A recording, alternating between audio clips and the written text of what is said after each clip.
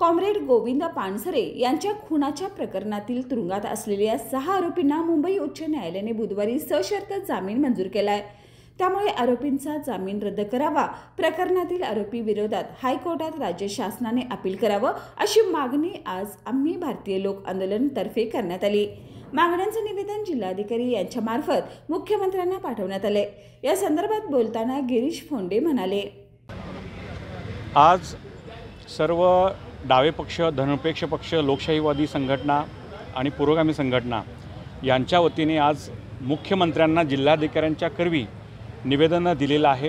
ही मोहीम सर्व राज्यभर सुरू आहे। आपल्या सर्वांना माहिती आहे की 4 दिवसापूर्वी उच्च न्यायालयाने गोविंद पानसरे हे महाराष्ट्रातील एक पुरोगामी चळवळीचे जे खंदे जे विचारवंत होते आणि नेतृत्व करणारे होते, त्यांचा 2015ला खून झाल्यानंतर आज तक त्याच्यामध्ये तपासात गती नव्हती। एटीएस स्थापना केली, उच्च न्यायालयाच्या निगराणीखाली त्याचा तपास चालला, पण गेले 1.5-2 वर्ष झालं न्यायालय जे आहे उच्च न्यायालय हे सांगत होते की तपास यंत्रणेचा सुधार नाही आहे तपासामध्ये आणि याच्याकडे साफ दुर्लक्ष केलं गेलं।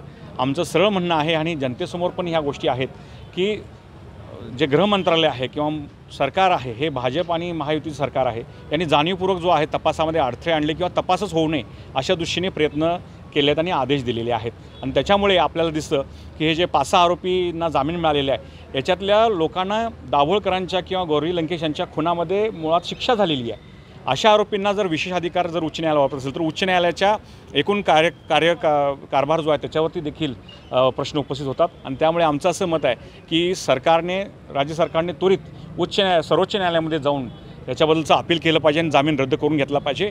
आणि आम्हाला राज्य सरकारला सांगायचं आहे की तुम्ही तुमच्या विचारांच्या लोकांनीच गोविंद पानसरे दाभोळकर यांचा खून केला आहे।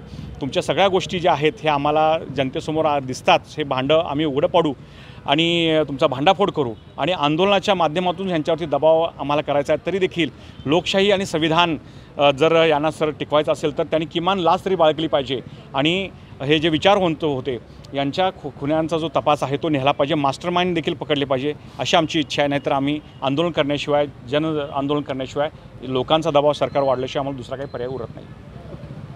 यावेळी कॉम्रेड सतीश चंद्र कांबळे, कॉम्रेड चंद्रकांत यादव, रवी जाधव, गीता हसूरकर, सचिन चव्हाण, प्रशांत आंबी, आरती रेडेकर आदी उपस्थित होते।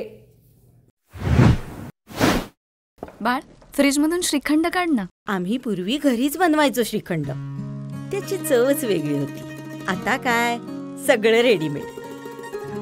आजी, हे श्रीखंड खाऊन बघ। आज तुझ्या आईनं घरीच बनवलं की काय? हे आहे गोकुळचं श्रीखंड, अगदी जिभेवर रेंगाळणार। जिभेवरच नाही तर मनावरही रेंगाळणार। गोकुळ श्रीखंड, मनावर रेंगाळणार।